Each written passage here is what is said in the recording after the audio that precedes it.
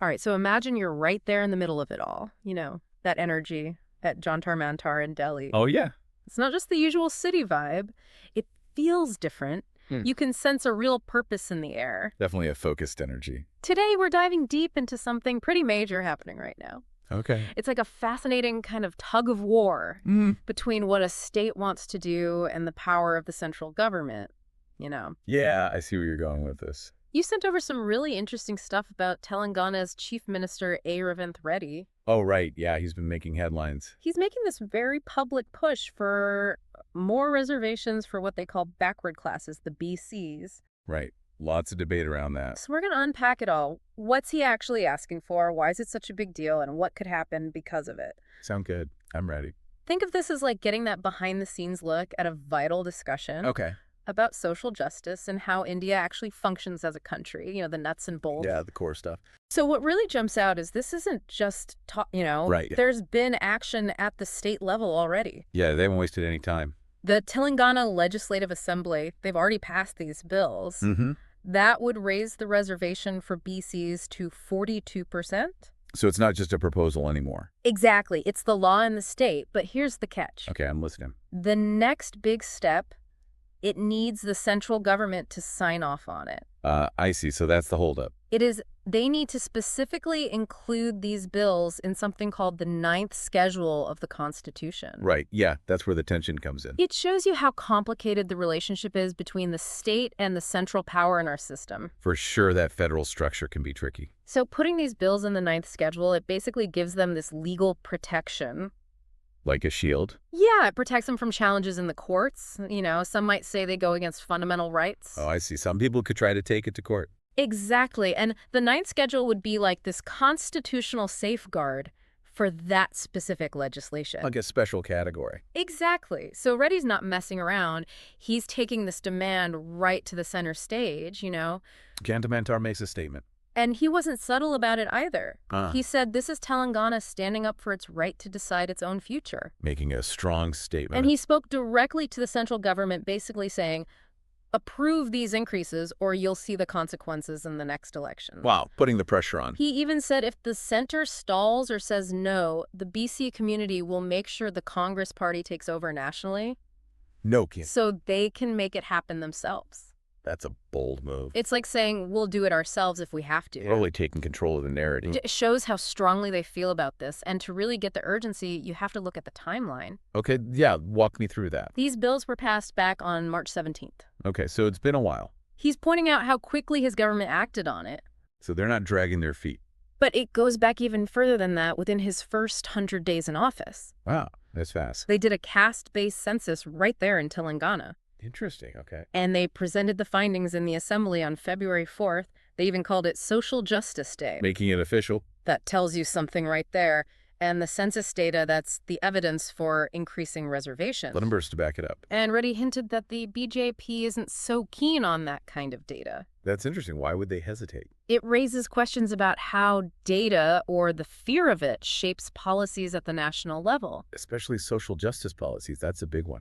He also brought up Indira Gandhi and her legacy. A powerful figure. He portrayed her as a champion for Dalits and Adivasis. Through those reservations, housing, land, all of that. Right, and he contrasted that with what he sees as the central government's reluctance now. Reluctance to engage with this kind of data. And to increase reservations, he even mentioned the 2021 national census, which was delayed. Yeah, I remember that.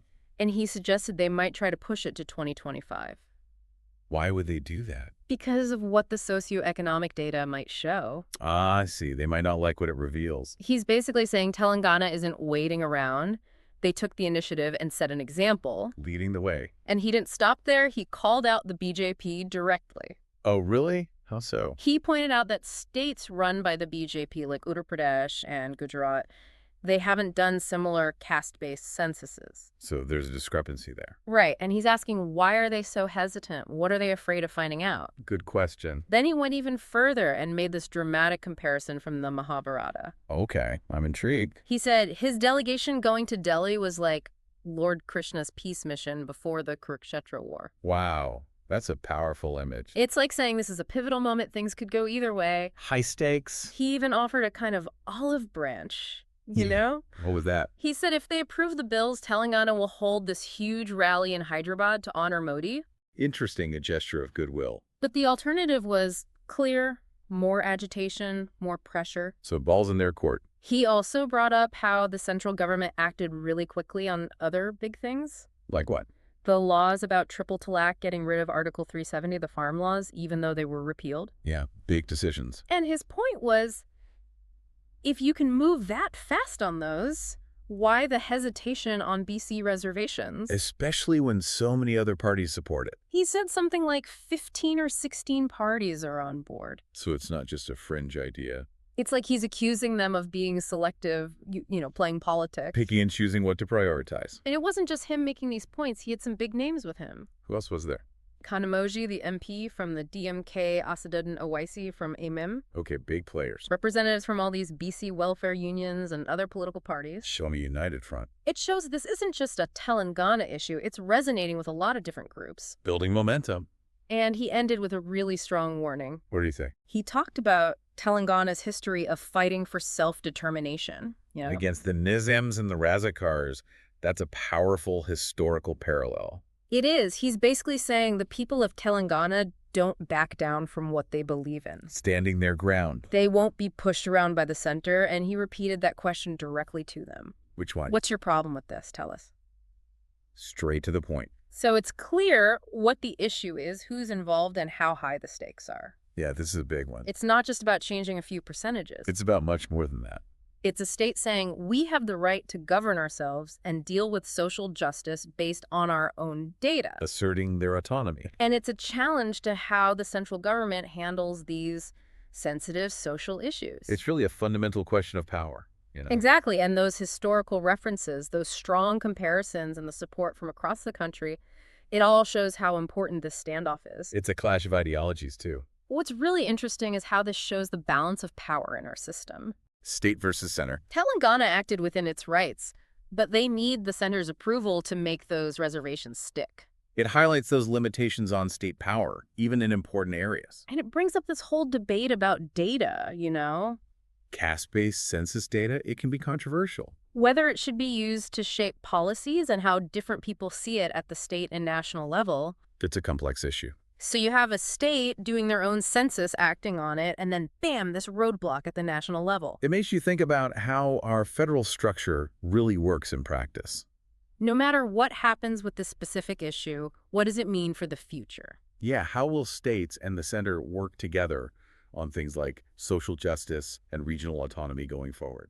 It's a glimpse into those tensions between regional goals and national politics. Playing out right in front of us. And that question Reddy keeps asking, what problem do you have? It really sticks with you. It does. It makes you want to understand the central government side, their concerns, what's motivating them. It also makes you wonder what's next. Will they talk? Will there be more protests? Will this become a major election issue?